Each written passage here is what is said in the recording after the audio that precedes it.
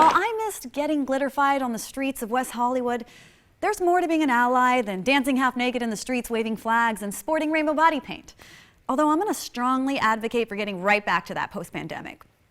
Supporting the LGBTQ+ community means understanding its history and acknowledging both the ferocity and diversity of the activists who fought for everyone's right to live openly. It started June 28, 69, but it ain't over. It's 51 years later, and we're still fighting. Sylvia and Marsha started that. They ignited that flame to start marching, to start yelling, to stand up for our rights. The story is that a trans man was being arrested, and he turned to the crowd and he said, "Isn't anyone going to do anything about this?" Marsha P. Johnson or Sylvia Rivera, one of the two, they are the mothers of the movement, and both trans, one African American and one Latina, of Puerto Rican and Venezuelan background. Darling, I want my gay rights now!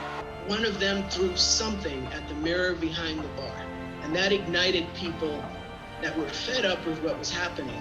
There are somewhere between 60 and 75 independent groups across the United States, maybe more now because they keep growing up overnight. It was hard. It was hard before Stonewall. We'd catch beatings all the time, get arrested all the time for not having the 3 articles of female clothing on or not having the articles of male clothing on. The cops were brutal back then. So it was really hard to, being out there on the streets in 62, 63, all the way up to 69 when Stonewall happened. The word got out to everybody, so the word came into Washington Square Park that there was something going down at the Stonewall, which was our bar, and we all ran up there. We were screaming, garbage can went through the window. The police were definitely outnumbered at that time. It was just a crazy, crazy, wonderful night.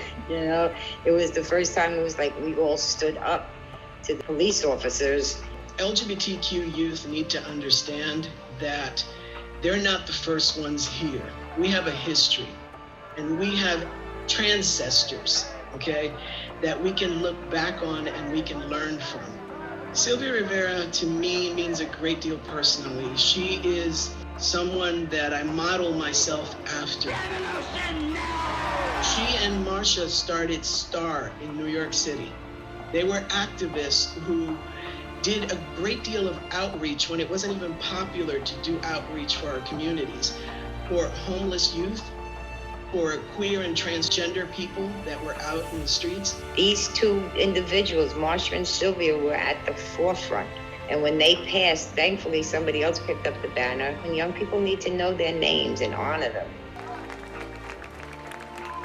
Thanks for watching Radar 2021. Please like, subscribe, and comment down below and let us know what issues are important to you. Because let's be honest, there are a lot of issues to choose from. So many.